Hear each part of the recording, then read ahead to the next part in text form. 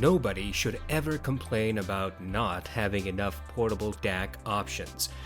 Every few months, one of the many hi-fi companies introduces a new iteration. Ultimately, the only issue comes down to the features each DAC offers, particularly since some of the portable DACs in the market cost the price of some really wonderful headphones and IEMs. Today, we are taking a look at the Moondrop Moonriver 2 Ti. This is the direct reiteration of the previously released Moonriver 2. The Ti cost $190. The Ti is made of titanium, hence the Ti moniker. This product uses dual CS43-198 DAC chipsets, which is a common component found in many other DACs. The Moonriver 2 and the Moonriver 2 Ti share the exact same DAC chipset. You can take a glance at the marketing specs and glowing language if you want. You'll find the usual praise for physical design, vague allusions to sonic brilliance, and emphasis that the manufacturer has once again achieved ever lower THD levels. You know, the same hype we always get where DACs are involved. Ultimately, the question is, what is different between the Moonriver 2 and the new Ti? Other than the obvious aesthetic changes, there does not seem to be much altered. You get the same promised power output at up to 4 VRMS through balanced, the same audio jack implementation with 3.5mm and 4.4mm, and the same dynamic range. The only differences I could find that were clearly mentioned were that the Ti has 0.00001% lower THD, and that the Ti does not have a selectable gain to switch between high or low. Otherwise, the two devices have the same, seemingly, internals and specs. As for physical design, the Ti is a fairly heavy, chunky device. It's got rounded edges that will still cause damage to any phone or tablet it clangs up to. The Ti is front-heavy. The audio jacks weigh this DAC down from their side, which might not mean much if this is lying flat on a surface, but keep this in mind if connected to a phone, as the constant downward pull may dislodge the cable or cause damage to the USB-C port. Speaking of audio jacks, the Ti has both 3.5mm and 4.4mm, as I mentioned. Comparing the specs of the Ti to the original Moonriver 2, there does not seem to be any increase in power output from the Ti. The back of the Ti has a clear window which lets you see some of the internals. This is pretty neat. It is not the first time a manufacturer has done something similar, but it's also not common. There's a bright LED on the back which turns on when connected to a source. There's a volume rocker on one side. It is clicky, and holding down the buttons will scroll through the volume quickly. The Ti allows for independent volume adjustment. This means that when you use the volume rockers on the Ti, you are not simply modulating the system volume on your source. Compared to other portable DAC amps, the Ti is kinda on the larger side. It lacks the display of the lighter and smaller Low 2PA S1, is more cumbersome than the EcoZerta ITM03, and larger than the AudDirect options. But compared to the Beam 4, the Colorfly M1, or the X-Duo XD05, and the Ti seems a hell of a lot more reasonable in size and weight.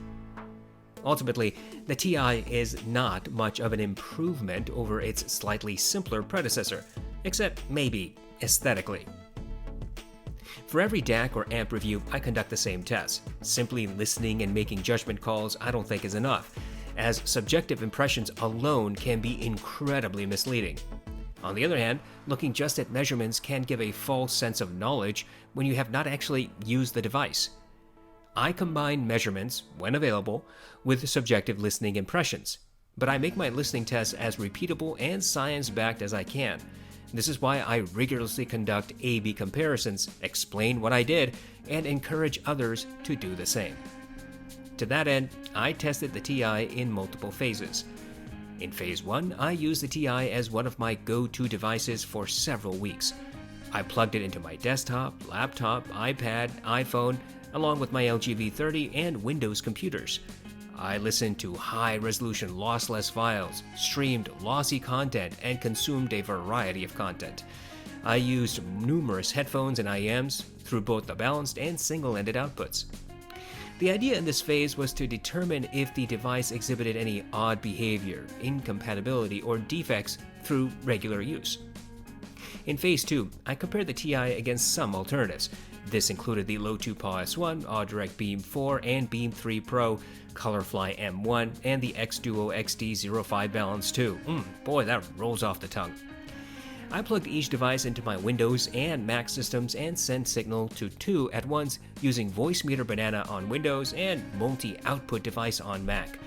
I plugged the single-ended output into a passive AB switch and used various headphones and IEMs to conduct numerous hours-long comparisons over several days. I tried to volume match using the built-in amps of the devices when available and through system volume controls. The goal was to determine if the TI presented an obviously different sound from the competitors. In Phase 3, I plugged low and high impedance headphones into the TI to figure out if the device could drive them. I used dynamic and planar headphones and IEMs for this portion of the test. Now, Moondrop claims that we should get a maximum of 280 milliwatts from balanced on the TI. Let's see. Throughout this process, I used many headphones and IEMs. The list includes the Focal Elex and Utopia, Birdynamic TT880, Avantone Planar, JVC HASW02, audeze LCD2 Classic, and the LCD1, Allo S5X, Moondrop Aria, 10hi-fi T2, 7Hz Timeless, Final Audio B2, and some others.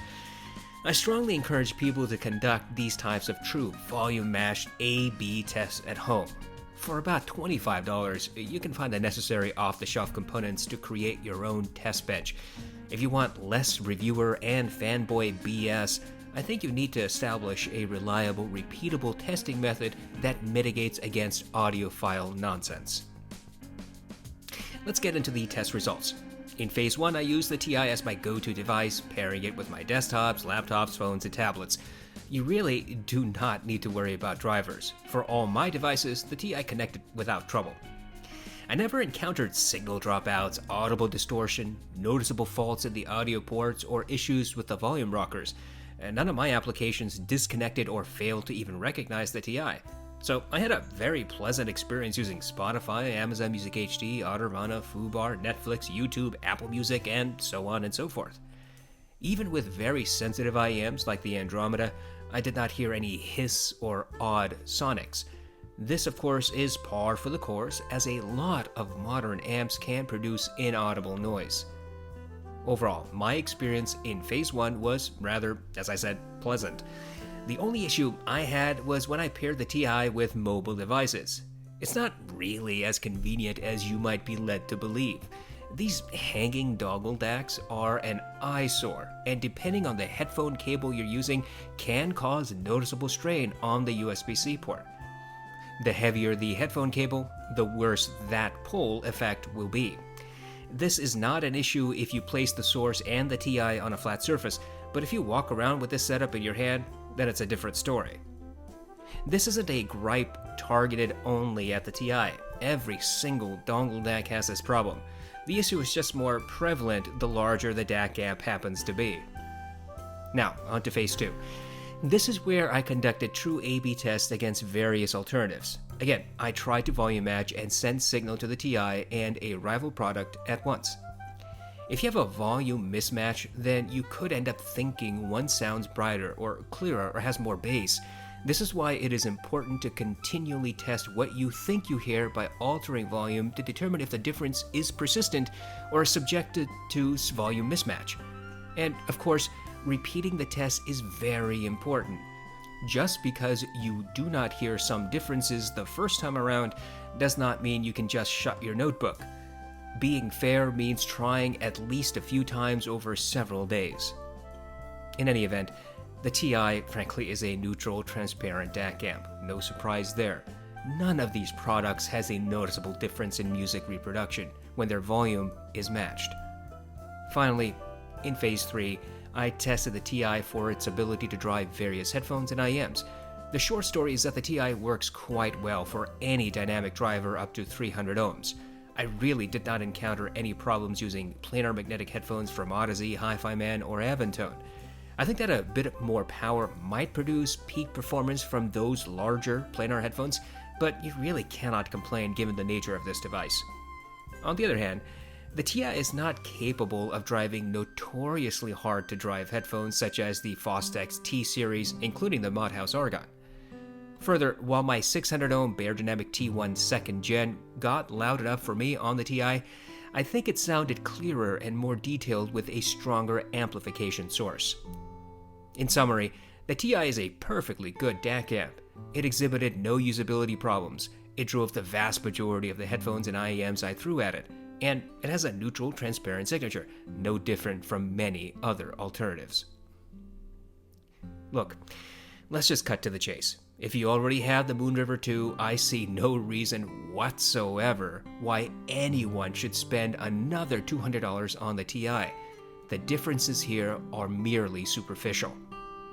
If, on the other hand, you are looking for a new portable DAC amp, then the TI is a good contender.